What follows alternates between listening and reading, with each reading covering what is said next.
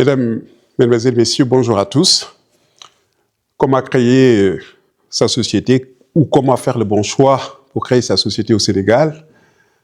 Tel est le sujet qui est à l'ordre du jour. Tel est le thème qui aujourd'hui est au menu du jour.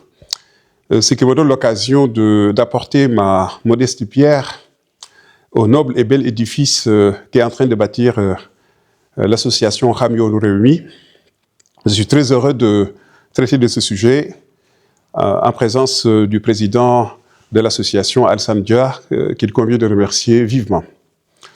La question qui est posée est une question classique, mais qui nécessite sur le plan juridique de faire attention à des notions, à des concepts qui ne sont pas les mêmes. Déjà, quand on parle de créer sa société, le fait de dire même sa société en soi juridiquement ne convient pas, en ce sens qu'une société en tant que telle n'appartient pas à ses associés, car les associés sont plutôt titulaires de droits sociaux qui peuvent être des actions ou des parts sociales. Les associés ont plutôt le contrôle de la société, et si la société est dotée de la personnalité morale, elle a sa propre existence juridique, parce qu'elle a la personnalité juridique. Je souhaite apporter une précision, parce qu'au Sénégal, on entend souvent parler d'entreprises, et très souvent d'ailleurs de GIE, groupement d'intérêt économique. Je tiens à préciser d'emblée que pour créer un groupement d'intérêt économique, un GIE, encore faut-il avoir préalablement une activité économique autonome. Et dans un GIE, l'activité ou l'objet de ce GIE doit être finalement accessoire à l'activité économique principale de ses membres. Autant vous dire donc qu'au Sénégal, il y a beaucoup de GIE qui ne devraient pas exister, en ce sens qu'ils sont créés ex nihilo pour la première fois exercer une activité professionnelle, ce qui n'est pas possible. Alors, une société est une entreprise, mais il faut savoir que toute société n'est pas une entreprise, car il y a des entreprises qui adoptent d'autres formules.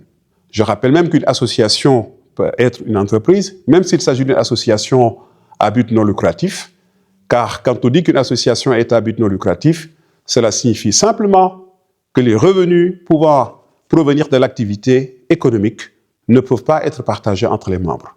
Donc quand on dit à but non lucratif, il y a une ellipse en ce sens que la phrase n'est pas complète, à but non lucratif pour les membres, mais si activité économique il y a, si bénéfice il y a, ces bénéfices peuvent être non pas distribués, partagés entre les membres, mais épargnés, mis en réserve ou investis dans l'activité. Pour parler plus précisément de la question qui est posée, créer sa société au Sénégal, donc on va admettre l'expression sa société, comment faire le bon choix? D'abord, il faut savoir ce qu'est une société. Une société, en général, elle est pluripersonnelle. Ça veut dire qu'il y a plusieurs personnes, parce que c'est un groupement. Mais il arrive que dans certains cas, la société soit unipersonnelle. C'est le cas dans le cadre de l'OHADA et donc dans le cadre du Sénégal. La société à responsabilité limitée unipersonnelle, ou la société par action simplifiée unipersonnelle, ou même la société anonyme unipersonnelle qui existe dans le cadre du droit OHADA, qui, je le rappelle, est un droit communautaire qui est applicable au Sénégal. Donc quand on parle de droit des sociétés au Sénégal, il y a deux sources. Il y a le droit interne sénégalais, sénégalo-sénégalais, mais il y a aussi le droit OHADA. Je rappelle que l'OHADA, c'est l'Organisation pour l'harmonisation du droit des affaires en Afrique. Une société, c'est donc quoi? C'est un groupement. En principe, au moins deux personnes. Mais il peut arriver, encore une fois, comme je viens de le dire, que le groupement soit unipersonnel. Et dans une société, il faut des apports. C'est l'effort qu'il faut faire. C'est comme l'agriculteur qui doit semer. Et quand on fait des apports, c'est pour des résultats. Les résultats, de préférence excédentaires, bénéficiaires, et les bénéfices, on se les partage, ou en tout cas, on s'en partage une partie, c'est ce que l'on appelle des dividendes. Mais une société peut aussi, malheureusement, faire des pertes, auquel cas, il convient de contribuer aux pertes. Donc, il arrive finalement que le réconfort soit un nouvel effort qu'on demande aux associés. Et je rappelle aussi qu'il n'y a pas que les bénéfices comme actifs, il peut y avoir ce que l'on appelle des économies.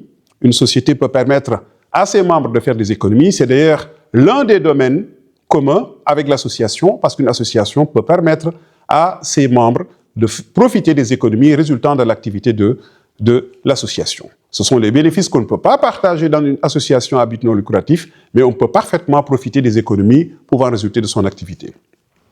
Alors, la question qui est posée, je vais la scinder en 3 sous-questions. La première question est pourquoi créer une société au lieu de se contenter d'une entreprise individuelle? Parce que je rappelle que l'entreprise peut être individuelle. Je vais en dire quelques mots dans un instant. Et la seconde sous-question, la deuxième sous-question est lorsqu'on décide de créer une société, quelles sont les possibilités qui sont offertes par le droit? Le droit sénégalais interne, mais aussi le droit OHADA, et surtout le droit OHADA s'agissant des sociétés commerciales. Et la troisième sous-question, quelle est l'originalité ou quelles sont les spécificités de chacune des possibilités offertes par le droit? Concernant la première sous-question, pourquoi créer une entreprise sociétaire au lieu de se contenter d'une entreprise individuelle? Je tiens à préciser qu'une entreprise individuelle, c'est ce que l'on appelle aussi l'entreprise en nom propre ou en nom personnel. C'est lorsque c'est la personne physique, homme ou femme, l'être humain, qui exerce l'activité. Et dans ce cas de figure-là, l'entreprise en tant que telle n'existe pas, car l'entreprise, c'est l'entrepreneur. Et c'est la raison pour laquelle la vie de l'entreprise dépend totalement de celle de l'entrepreneur, ce qui signifie d'ailleurs que la mort de la personne physique entraîne ipso facto et immédiatement la disparition de l'entreprise. Évidemment, l'entreprise individuelle a quelques atouts, quelques charmes. Mais l'entreprise individuelle a aussi beaucoup d'inconvénients. Raison pour laquelle il y a une alternative, c'est de créer une entreprise sous forme de groupement. Et donc, pourquoi créer un groupement sous forme de personne morale? Parce que tous les groupements, je le rappelle, n'ont pas de personnalité morale. Je rappelle aussi que tous les groupements ne sont pas des sociétés. Et je rappelle que toutes les sociétés ne sont pas des personnes morales. Il y a des sociétés qui ne disposent pas de la personnalité morale. La société en participation, la société créée de fait. Je rappelle aussi qu'il y a des groupements qui ne sont pas des sociétés, l'association, le syndicat, qui est d'ailleurs une forme d'association, la fondation, le groupement d'intérêt économique dont je parlais il y a quelques minutes. Et je précise encore une fois que pour qu'une société soit une personne morale, encore faut-il qu'elle soit immatriculée. De la même manière qu'une association, pour qu'elle soit une personne morale, encore faut-il qu'elle soit déclarée. Et un groupement d'intérêt économique, pour devenir une personne morale, encore faut-il qu'il soit immatriculé. Donc il y a des formalités qui permettent au groupement de devenir une personne morale. Et si on raisonne en prenant en considération uniquement les sociétés commerciales, je rappelle qu'il y a des sociétés civiles qui ne sont donc pas commerciales. Je rappelle qu'il y a des sociétés qui ne sont ni civiles ni commerciales, les sociétés coopératives. Mais si nous nous intéressons à la société d'entreprise ou à la société entreprise par excellence, c'est souvent une société commerciale, même si je tiens à préciser que les sociétés civiles, en général, sont beaucoup plus nombreuses que les sociétés commerciales. Si on prend l'exemple de la France, il y a plus de sociétés civiles que de sociétés commerciales. C'est quoi une société commerciale? Elle peut être commerciale par la forme, quel que soit son objet. Je rappelle que l'objet, c'est ce que l'on aurait appelé pour une personne physique un métier. L'objet d'une société, c'est ce que l'on aurait appelé pour une personne physique une activité professionnelle. Et donc, une société commerciale, elle peut être commerciale par sa forme, quel que soit son objet. Donc, l'objet peut être civil, mais la société est commerciale.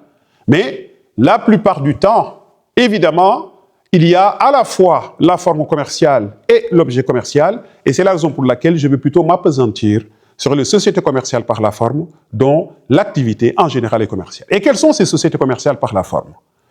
Il y a évidemment les sociétés de personnes. J'y reviendrai tout à l'heure. Il y a les sociétés de capitaux, qu'on appelle aussi les sociétés par action.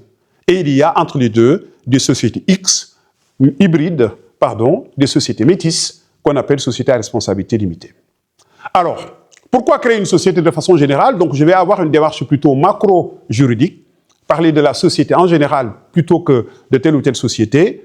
Et pourquoi préférer la formule sociétaire à la formule entreprise individuelle? Il faut savoir qu'il y a d'abord un intérêt économique ou financier. Vous connaissez tous l'expression « l'union fait la force ». Et par conséquent, l'union financière fait la force financière. Quand on crée une société, en général, on est plusieurs. Chacun fait des apports. Chacun apporte quelque chose. Et c'est cela qui permet d'avoir une force plus grande, une force financière, pas seulement financière, mais aussi une force économique. Il n'y a aucune grande entreprise mondiale qui ait la forme d'une entreprise individuelle. Donc, créer une société, c'est se donner des moyens, c'est se donner une visibilité, c'est se donner une envergure, c'est se donner des ailes qu'une entreprise individuelle, en général, ne peut pas se donner. Mais l'intérêt de la création d'une société n'est pas seulement d'ordre financier ou d'ordre économique, c'est surtout d'ordre juridique. Car la création d'une société dotée de la personnalité morale permet de mettre en place 3 techniques. D'abord, la société est une technique de séparation des patrimoines personnels et professionnels. Alors qu'une entreprise individuelle, en principe, il n'y a pas de séparation des patrimoines personnels et professionnels, de sorte que les créanciers professionnels peuvent saisir les biens personnels et les créanciers personnels peuvent saisir les biens professionnels.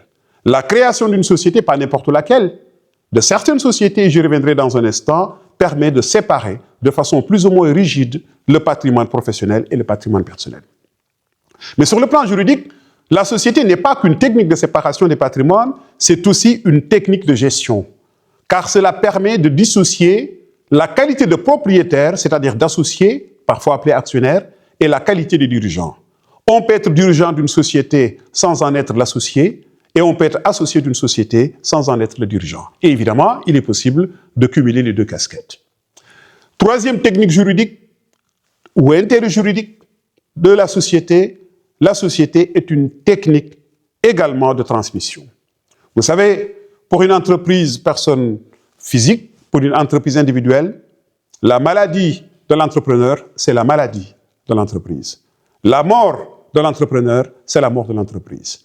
Et quand un entrepreneur, personne physique, meurt, le fonds qu'il exploitait, qu'il s'agisse d'un fonds civil ou d'un fonds de commerce, ce fonds tombe en indivision et en général, c'est la fin de l'activité, surtout si les héritiers ne s'entendent pas. Raison pour laquelle la création d'une société dotée de la personnalité morale, pas de n'importe laquelle, parce qu'il y a des choix, c'est une technique de transmission parce que la société survit et va survivre en général à l'associé. Il y a des cas, certes, dans lesquels le décès d'un associé entraîne la dissolution automatique, la dissolution de plein droit de la société, sauf si les statuts ont essayé de parer à cette éventualité pour l'éviter. Alors, donc, en résumé, créer une société sur le plan juridique, c'est se doter d'une technique de transmission, c'est se doter d'une technique de gestion, c'est aussi se doter d'une technique de séparation des patrimoines. N'oublions pas les aspects fiscaux. Ça dépend, bien sûr, de la fiscalité applicable, du type de société, mais quand on fait des apports, quand on fait des bénéfices, quand on dissout une entreprise, la question de la fiscalité se pose. Or, comme vous le savez, l'impôt sur les sociétés peut être, et doit être d'ailleurs plus faible que l'impôt sur le revenu qui peut être très élevé. Raison pour laquelle, quand on crée une société, il faut s'interroger sur la fiscalité applicable. Donc voilà globalement les intérêts juridiques, fiscaux. Il peut y avoir parfois des intérêts dits sociaux. Maintenant, quand on crée une société, se pose la deuxième question ou la deuxième sous-question, quelles sont les possibilités qui sont offertes? Si on se concentre uniquement sur les sociétés commerciales, j'oublie donc les sociétés civiles, qui, je rappelle, sont souvent très nombreuses, peut-être pas au Sénégal, mais en tout cas dans les pays développés, parce qu'il y a beaucoup de sociétés civiles, ne serait-ce que pour gérer parfois le domicile, parce que la possession directe d'un domicile, d'une résidence, cela peut avoir malheureusement quelques inconvénients, surtout en cas de décès, raison pour laquelle beaucoup de pères ou de mères de famille créent des sociétés civiles, ne serait-ce que pour la détention de logement familial. Mais parlons de l'entreprise et des entreprises, et en particulier des sociétés commerciales. Il y a 3 catégories de sociétés commerciales. Il y a les sociétés commerciales de personnes. Et je parle des sociétés commerciales par la forme, dont l'activité n'est pas le critère de qualification, mais uniquement la forme. Il y a aussi, deuxièmement, les sociétés de capitaux, qu'on appelle sociétés par action également. Et entre les deux, et je termine par là, 3e catégorie, mais qui est entre les deux, ce sont les sociétés dites à responsabilité limitée. Pourquoi on parle de sociétés de personnes? Sociétés de personnes parce que ce sont des sociétés dans lesquelles la personne de l'associé, la personne des associés importe beaucoup. Il y en a 2. Il y a d'abord la société en nom collectif, qui existe au Sénégal à travers le droit OHADA. Il y a ensuite la société en commandite simple, qui existe au Sénégal à travers le droit OHADA. C'est quoi une société en nom collectif? C'est une société dans laquelle les associés ipso facto, ipso jure, ont la qualité de commerçant, même s'ils n'exercent pas individuellement une activité commerciale. Cela veut dire quoi? Ça veut dire que la responsabilité financière est illimitée. Et je tiens à préciser qu'en droit des sociétés, quand on parle de responsabilité en termes de limitation ou d'absence de limitation, la responsabilité, il ne faut pas l'entendre au sens de responsabilité civile comme en droit des obligations, mais au sens de responsabilité financière, c'est-à-dire de risque financier. Dans une société en nom collectif, tous les associés ont la qualité de commerçant et par conséquent, ils vont répondre des dettes sociales, y compris sur leur patrimoine personnel. Bref, lorsqu'un des associés, on lui demande de payer une dette sociale, il ne peut ni opposer un bénéfice de discussion, ni un bénéfice de division. Je prends un exemple concret. Une société en nom collectif qui doit 1000 francs à un créancier de cette société, il y a deux associés. L'un quelconque des associés, on peut lui demander de payer les 1000 francs. Il ne peut pas dire qu'il ne paye que sa part. Il devra payer les 1000 francs avant de se retourner contre son associé pour lui demander de participer.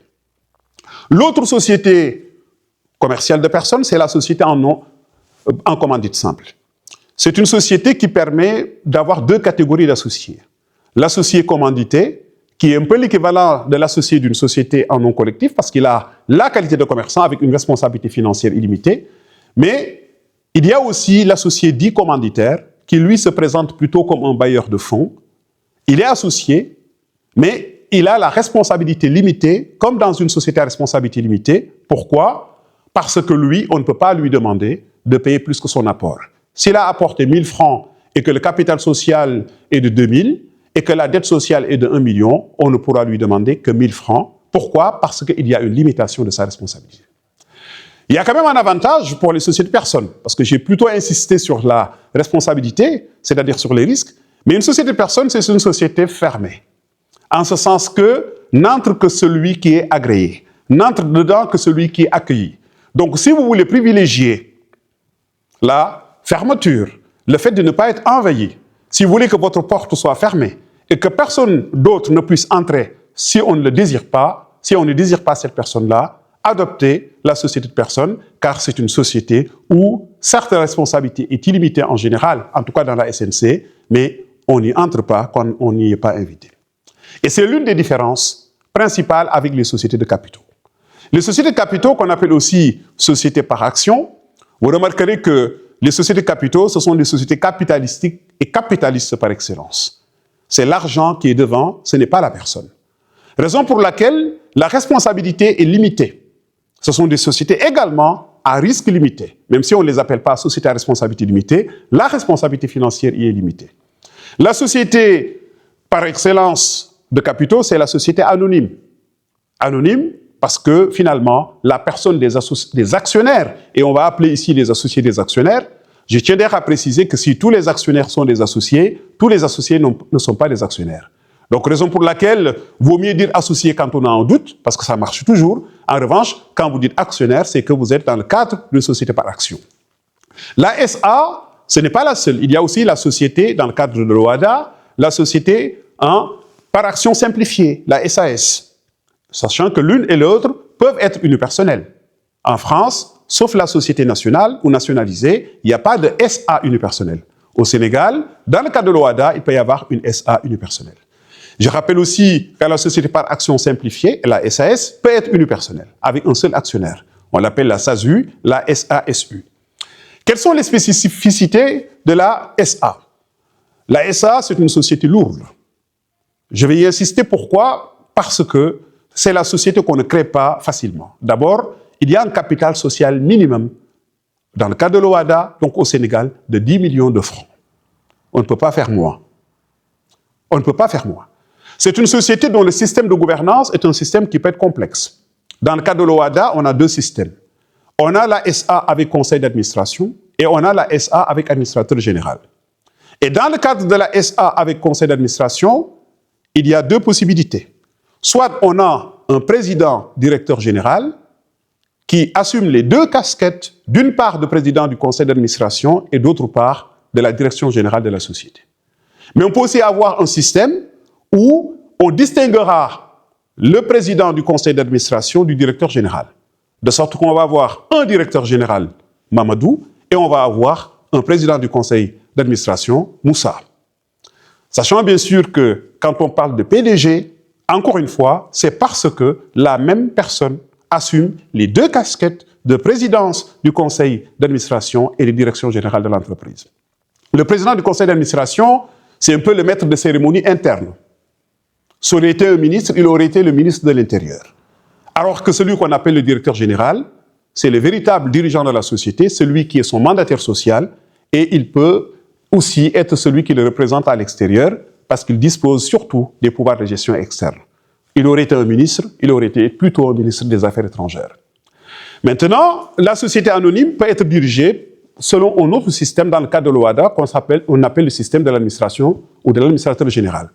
C'est-à-dire qu'on n'a pas la dualité qu'on trouve dans le cas précédent, on a une sorte de système moniste, et c'est la même personne qui assure à la fois la direction et la représentation de la société. La société par action simplifiée, ce n'est pas une SA, ou c'est plutôt une SA simplifiée, en d'autres termes allégée. C'est la société contrat par excellence, car on peut, grâce au statut, avoir de la flexibilité, sachant que cette flexibilité n'existe pas dans la société anonyme. Quels sont les avantages des sociétés par action? Ce sont des sociétés dans lesquelles, sauf si on se porte caution, même sauf si on donne des garanties supplémentaires, ce sont des sociétés dans lesquelles les risques financiers sont limités, comme dans la SARL. Quand on a apporté que 1000 francs dans une SA, on ne peut pas être poursuivi par un créancier social au-delà de 1000 francs, même si la dette est de 1 milliard. Maintenant, il y a un inconvénient. Ce sont des sociétés ouvertes. Ce sont des sociétés dans lesquelles n'importe qui, plus ou moins, peut entrer via des acquisitions de parts. Il peut même y avoir ce qu'on appelle des OPA, offres publiques d'achat, des OPE, offres publiques d'échange. C'est-à-dire qu'une entreprise peut être littéralement mangée par une autre, sachant que la société qui vient manger n'est pas toujours désirée. Au Sénégal, il y a évidemment des sociétés anonymes, et une société anonyme, il suffit que finalement les actionnaires se voient finalement faire une offre intéressante, et si les actionnaires vendent leurs actions, il se peut que celui qui achète les actions finisse par prendre le contrôle, nonobstant l'opposition, malgré l'opposition, la résistance des dirigeants de la société cible. Et c'est la raison pour laquelle, si vous cherchez à ne pas être envahi, en principe, ne créez pas de société par action, mais si vous cherchez la rentabilité et la limitation de responsabilité, c'est plutôt très efficace. Et c'est la raison pour laquelle il y a une troisième catégorie, qu'on appelle la société à responsabilité limitée, la SARL, qui elle aussi peut être unipersonnelle. C'est la société qui permet d'avoir finalement le beurre et l'argent du beurre, parce qu'elle cumule les avantages des sociétés de personnes et les avantages des sociétés de capitaux sans en cumuler les inconvénients respectifs. Car dans une société à responsabilité limitée, il y a une part d'intuitu personné. N'entre pas qui veut, parce qu'en principe, quand celui qui va entrer est un tiers absolu, il faut un agrément. Et pour être agréé, j'ai l'habitude de dire qu'il faut être agréable. Donc on peut ne pas être accueilli, on peut se voir fermer la porte d'entrée d'une société à responsabilité limitée, même si un associé a l'intention ou a l'envie ou a le besoin de vendre ses parts. Sachant bien sûr que dans ce cas-là, il y a un système qui permet quand même de ne pas le retenir en otage. Maintenant, évidemment, il y a un autre avantage. L'avantage autre, c'est que c'est aussi une société à responsabilité limitée, comme dans les SA. En d'autres termes, sauf si on se porte caution, sauf si on a donné des garanties supplémentaires, l'associé d'une société à responsabilité limitée ne peut pas être contraint de payer autre chose que ce qui dépasse, en tout cas, au-delà de ses apports. Voilà donc globalement, macro-juridiquement, les raisons pour lesquelles il est peut-être préférable de créer une société, et en particulier une société commerciale. Maintenant, pour répondre à la question plus précise qui est posée, comment faire le bon choix? Le bon choix dépend finalement de ce que l'on recherche. Si vous recherchez spécialement la rentabilité assortie d'une sécurité en termes de limitation de responsabilité, il ne faut surtout pas opter pour une société en non collectif. En revanche, si vous cherchez la sécurité en termes de protection, en termes de fermeture, vous voulez être avec des amis, seulement des amis, avec des frères, seulement des frères, vous n'avez pas envie d'être envahi, et vous n'avez même pas envie, dans certains cas, qu'on sache quels sont vos résultats, parce que la transparence sur le plan fiscal en termes de publication des résultats n'existe pas nécessairement. On peut ne pas publier ces résultats. C'est la raison pour laquelle beaucoup de sociétés familiales, y compris de milliardaires, sont des sociétés en nom collectif. Parce que ça devient un mystère pour les autres. Maintenant, encore une fois, si cette société, elle a des dettes, n'importe lequel des associés peut se voir réclamer l'intégralité et cet associé ne pourra pas opposer le bénéfice des discussions, le bénéfice des divisions. Je tiens à préciser, et j'y reviens parce que c'est important, parce que je l'ai constaté, au Sénégal, il y a beaucoup de GIE, groupements d'intérêt économique. Tous ces groupements ne devraient pas exister. Pour une raison très simple, ceux qui les créent, avant de les créer, n'ont aucune activité économique. Or, pour créer un GIE, il faut d'abord avoir sa propre entreprise, sociétaire ou individuelle. Et on se retrouve dans le cadre du GIE avec d'autres entreprises sociétaires ou individuelles parce que l'activité, l'objet d'un GIE est accessoire à celui de ses membres. D'ailleurs, un GIE peut ne pas avoir de capital social. Il peut ne pas l'avoir. Et s'il fait des activités et qu'il a des bénéfices, ce n'est pas la poursuite du partage des bénéfices qui est l'objet ou la finalité d'un GIE. Donc, si je dois déclencher une sorte d'alerte, malgré la tolérance, malgré la complexité, je dirais même malgré le laxisme qui permettent de créer des GIE qui ne devraient pas exister, sachez que si vous voulez la sécurité juridique, créer une société ou déclarer et créer une entreprise individuelle plutôt que de créer un GIE qui, sur le plan juridique, ne devrait pas exister. Je vais dire quelques mots en Wolof, parce que notre président y tient beaucoup. C'est très difficile de faire du droit des sociétés en Wolof, non pas parce que je ne parle pas très bien Wolof, mais parce que le langage est très technique. Et je risque d'avoir beaucoup de mots en français ou en français dedans. wax ji lan la mooy boo bëggee am ni ñuy tuddee entreprise am naa difficulté nag pour wax entreprise nan laa koy traduire ci wolof mooy loo xam ne daal da lay permettre nga am benn liggéey parce que boo créer entreprise te nga moom ko mooy loo xam ne amuloo patron yow yaay patron bi mais nag boo créer entreprise mën ngaa créer entreprise boo xam ne yow rek yaa fay nekk. Et dans ce cas de figure-là, entreprise bi yow la boo feebaree entreprise bi feebar na booy nelaw entreprise bi mi ngi nelaw boo faatoo entreprise bi faatu. Et boo nekkee entreprise individuelle ça veut dire aussi que ne yow xaalis bi nga yore muy xaalis bi nga jëlee ci sa liggéey wala xaalis ak bien yi nga am mu nekk sa kër ak lépp benn la moom la ñu tuddee le principe de l'unité du patrimoine et même de l'unicité mooy benn la de sorte que ne bu ma la lebelee dara ci sa liggéey boo ma fayut mën naa dem jël loo xam ne amul benn rapport avec sa liggéey yaa ko moom mu ngi mel ni mën naa ñëw lal bi ngay tëdd ma ne léegi danaa ko jël saisir ko aru ko ne yow bor bi nga ma yoreel du ci question sa kër la woon ci sa question liggéey la woon donc danger bi foofu la nekk moo tax boo créer li ñu tuddee société dans le sens entreprise voilà société parce que moo boobu xam ngeen ko rek man ne y a la société sénégalaise c'est autre chose voilà bu ñu ne la société Total ou la société Orange entreprise bi la ñuy wax société boobu nag d'habitude ñaari nit minimum ñoo ciy nekk parce que groupement la waaye léeg-léeg yenn sociétés yi benn nit rek mën na koo créer l'intérêt mooy lan yow rek yaa fa nekk waaye sur le plan juridique dañuy créer li ñuy tuddee fiction juridique mooy réalité intellectuelle mooy loo xam ne amul concrètement mais dañuy mel ni am na xam nga personne morale moom mooy loo xam ne kenn du ko gis kenn du ko dégg moo tax it day nécessairement day am ku ko diriger ku koy waxal bu ñu ne le Sénégal état la état personne morale droit public la bu ñu ne la commune de Dakar collectivité boobu personne morale de droit public la tout le monde sait que ne kenn du mus a dox ba dajeeg Sénégal ndaxte foog nga pas ngeen di jaawale Sénégal ak territoire u Sénégal ak nitu Sénégal bu ñu ne la société Orange kenn du mus a dajeeg moom. Il y a même benn formule boo xam ne dañ koy wax en français on ne déjeune pas avec une personne morale mooy kenn du añandoor ak personne morale waaye personne morale mën naa exister et pour mu exister nag foog ñu déclarer ko te mu exister nag yow bu dee ne yaa ko moom ci sens yaa koy contrôler dañ lay distinguer ak moom moo tax bu nit naan sama société la en fait moomul société da koy contrôler bu doon Moussa Thioye dafa créer société moom rek mu nekk fa benn société anonyme wala benn société à responsabilité limitée wala par société par action simplifiée te moom rek moo fa nekk booy xool société bi waroo gis Moussa société bi ngay gis te société bi sax day am turu boppam day am nationalité boppam day am siège social mooy këru boppam looloo waral sax léeg-léeg waxtaanu Sénégal léeg-léeg nga dégg ñu ne société bii société bitim réew la loolu erreur bu mag bu ñu confondre la société yi nekk Sénégal yépp même bu dee société waa bitim réew ñoo leen créé souvent société de droit sénégalais la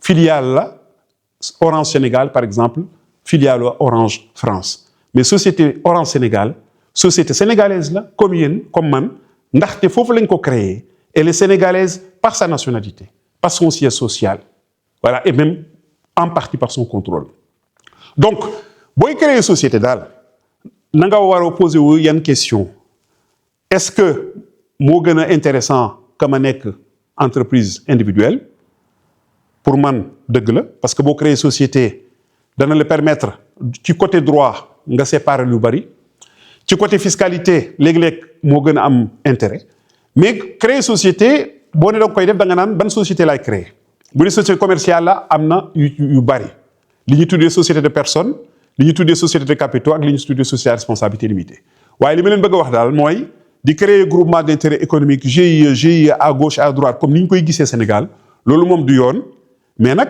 il y a beaucoup de domaines yoo xam ne nekkuñ ci yoon mais ñàkk yoon boobu dañ ko normaliser banaliser que ba yaakaar nañ ne loolu mooy yoon waaye bis bu Sénégal teg boppam ci yoon dëgg-dëgg yu bari ñu ngi koy def bu boobaa danañ rendre compte ne ce n'est pas la loi et si ce n'est pas la loi il y a deux choses qui risquent de se passer on va vous faire d'abord un rappel de la loi mooy lan mooy yoon et on va vous faire un rappel à la loi mooy teg leen ci yoon voilà loolu daal moom laa leen bëggoon a wax ngeen jéggal ma nag parce que ci wolof bi moom ci droit des sociétés yombul bu doon leneen la sax dinaa ko tenté waaye ci côté droit des sociétés dama am obligé di utiliser des termes techniques te termes techniques ngeen jéggal ma xaw ma nu ñu koy waxee ci wolof ngeen di leen gërëm di leen sant di gërëm association bi di gërëm le président Alsane di gërëm aussi tous les membres de l'association en espérant que cette vidéo n'est pas trop longue en tout état de cause dans le cadre d'une conférence bu mënoon nekk ci la doon gën a neexee comme ça ñu mën a seexe ay waxtaan ak ay questions-réponses jërë ngeen jëf merci à tous